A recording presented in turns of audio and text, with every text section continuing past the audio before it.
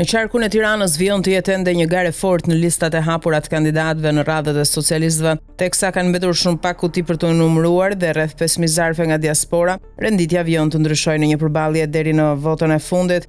Lista e hapur në qarkun e Tiranës, që futi 7 deputet përveç 12 të sigurtëve, kryesohet nga Blendi Gonxha me mbi 21.000 vota, i ndjekur nga Erion Braçe me mbi 20.000 dhe Ervin Hoxha e Fatmir Xhafaj.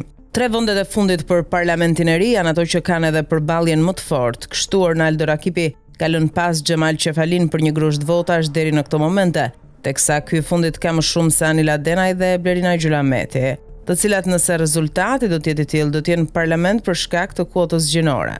Në garë është edhe Olta Xhaçka, e cila mund të rrëmbej vendin Gjulametit nëse e tejkalon me preferencat e votës së kryeqytetasve.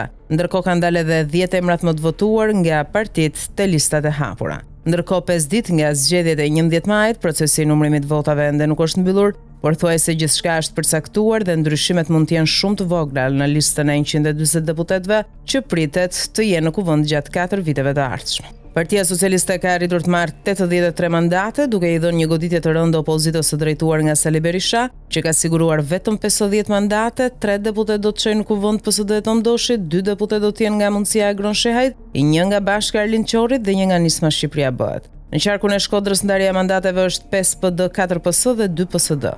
Jashtë listës fituese të PS-s në Shkodër ka mbetur Edona Bilali, e cila nuk mundi të fitojë mandatin pavarësisht 8850 votave. Nga PSD mandatin e kanë siguruar Tom Doshi dhe Sabina Jorgo.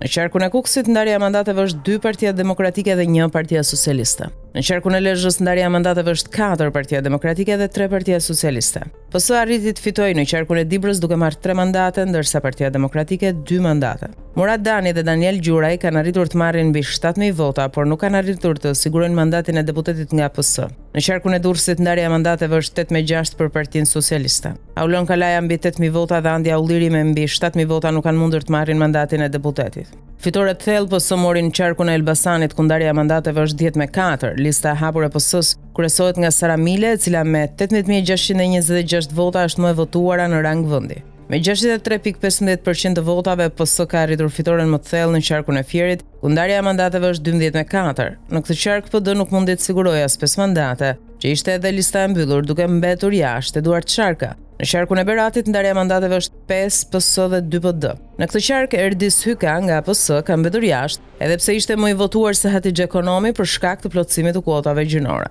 Në qarkun e Korçës ndarja e mandateve është 6 PS dhe 4 PD. Në qarkun e Vlorës ndarja e mandateve është 9 PS dhe 3 PD. Në qarkun e Gjirokastërës ndarja e mandateve është 3 PS dhe 1 PD. Edhe në qarkun e Tiranës, Partia Socialiste arriti objektiva duke marrë 19 mandate, PD 13 mandate, 2 mandate i siguroi Partia Mundësia, 1 mandat Nisma Shqipëria Bëhet, 1 mandat Lëvizja Bashk dhe 1 PSD. Nga Lëvizja Bashk i pari në listë është Redi Muçi, ndërkohë nga koalicioni Nisma Shqipëria Bëhet i pari në listë është Ana Dajko. Nga Partia Mundësia futen Agron Shehaj dhe Erald Kapri. Albana Plumbi është kandidatja e PSD-s që ka siguruar mandatin në qarkun e Tiranës.